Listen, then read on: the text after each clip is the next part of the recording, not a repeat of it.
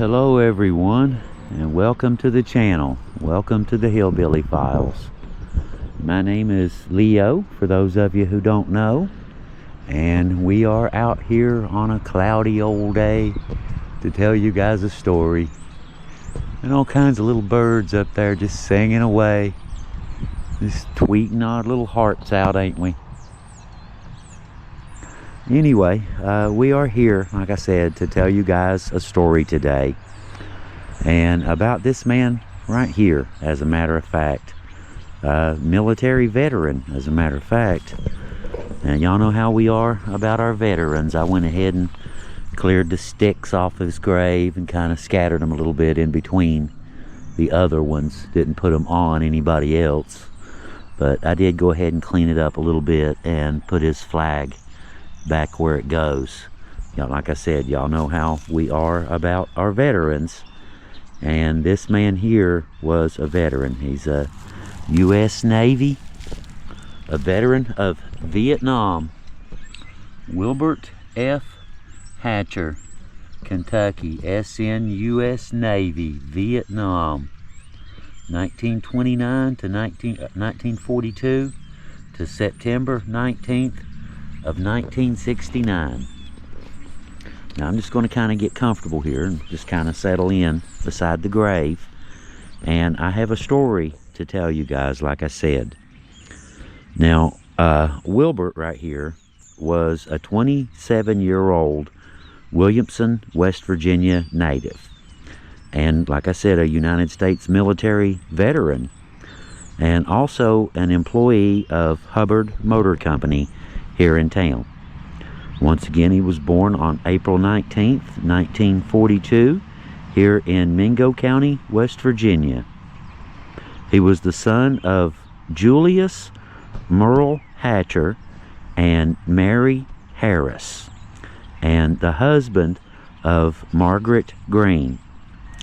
After serving in the U.S. military, Wilbert returned home here to Williamson to build a life with his family. By 1969, Williamson was still a booming coalfield town, and Third Avenue in Williamson, often called Deep Third, was its center of nightlife, lined with bars, clubs, and little storefronts where people gathered after work to socialize and drink. It was a place that sort of had a little bit of a seedy reputation, you could say. Sort of the wrong side of tracks, but you get where I'm going here. Anyway, on the night of September 19th in 1969, Wilbert Hatcher was inside one of those bars on Deep Third Avenue when a fight broke out. What began as a barroom argument quickly escalated. In the chaos, a gun was fired, and Hatcher here was shot. People scattered as police and ambulances were called, but Wilbert was critically wounded by a gunshot to the head and was rushed from the scene to Williamson Memorial Hospital. Despite their best medical efforts, Hatcher succumbed to his injuries at the hospital in the early hours of the morning. His death occurred at approximately 1:35 a.m. on September 19th in 1969 inside the Williamson Memorial Hospital. His official cause of death was recorded as a gunshot wound of the brain, and his death was classified as a homicide. He was just 27 years old.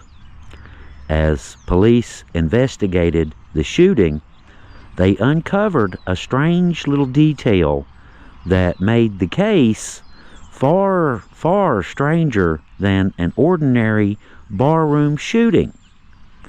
You see, the man who shot Hatcher was not living in Williamson at the time. He had returned to town only to attend the funeral of his stepfather, Ben Willis. Just days earlier, Ben Willis had been found dead in the stairway of a different bar, also there on Deep Third Avenue. According to reports, Willis had suffered what was believed to be a heart attack while on the stairs and fell, hitting his head. Authorities attributed his death to natural causes, concluding that the heart attack caused the fall and the fatal injury too.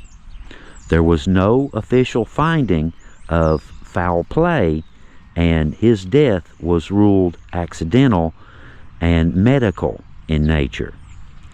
But the timing and the location of the two deaths stunned the community. Two men connected by family ties died within days of each other, both inside bars on the same tiny little stretch of Third Avenue, also known as Deep Third. One death was ruled a heart attack caused by a fall, and the other a fatal shooting during a bar fight. The man who had returned to town to bury his stepfather was now in custody and charged with murdering another man. Some locals questioned whether Ben Willis's death had truly been just a heart attack. Could he have been pushed? While others accepted the official explanation, but still found the timing just a little bit suspect. No evidence ever surfaced to link the two deaths beyond mere circumstance, although it was a lot, and authorities treated them as separate, unrelated events. The shooter was arrested and charged in connection with Wilbert Hatcher's death. Details, though, of the court proceedings and the final outcome are difficult to trace today. Deep Third Avenue had long been known as a rough and rowdy place, but for many residents, the events of September in 1969 cast a much darker shadow over the entire area. A strange twist of fate can tie two tragedies together. Decades later, the bars and clubs of Deep Third are gone completely, replaced by a state police detachment and a DHHR office. And Williamson itself has actually changed in many ways, over the years. It's become a lot different. It's a lot different than from even when I was young. But stories like this kind of bring home how much any town changes, and how people look at things differently when things like that happen. Innocent night out with friends, and it turned into a 27-year-old military veteran being here. Anyway, guys, thank you all for coming along with us today and hearing our little story. We appreciate y'all very much, and thank you to all of our viewers and Patreon supporters and members, our YouTube members. We couldn't do this stuff without you guys. We couldn't keep this stuff up without y'all, so thank you. If not for you, Wilbert's story most likely would not be told. But now it has. Now that I've told you, you know about Wilbert Hatcher as well. And we will see you next time on the Hillbilly Files. Leo out.